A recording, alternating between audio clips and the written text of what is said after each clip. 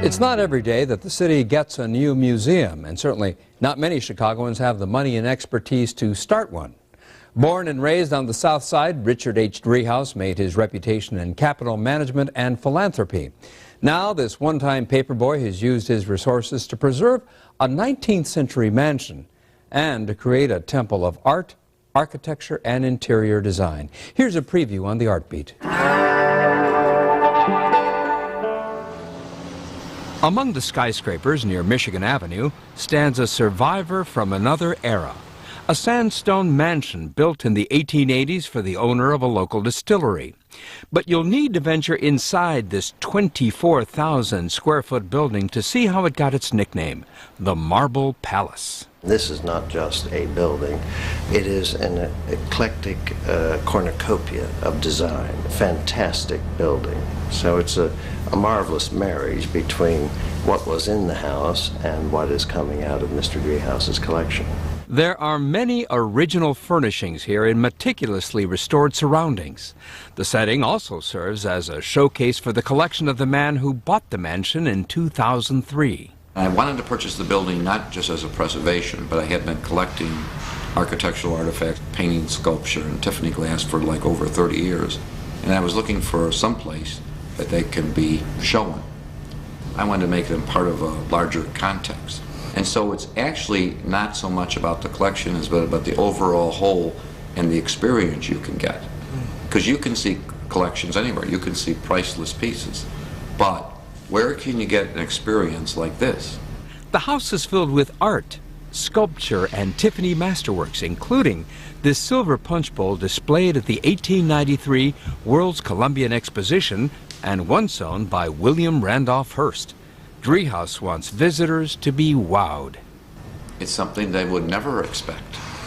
In the hospitality industry, and even in the investment industry, it's better to go beyond what is normally achieved.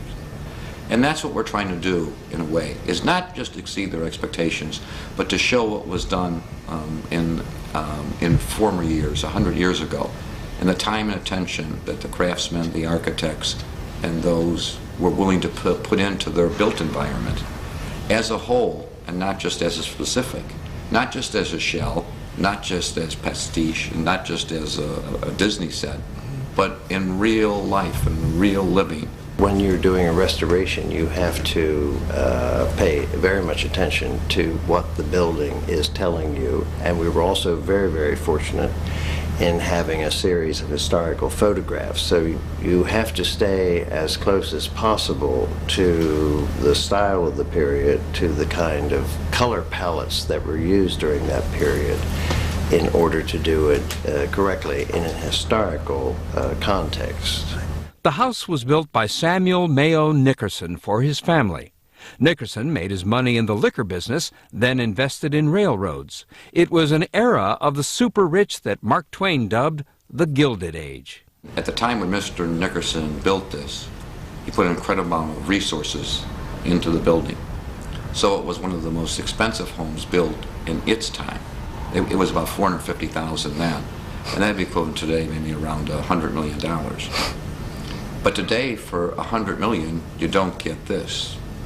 You can feel the presence of the people who created this, and their ghosts are all here, and they're all rather special ghosts. The original owner moved his family east in 1900.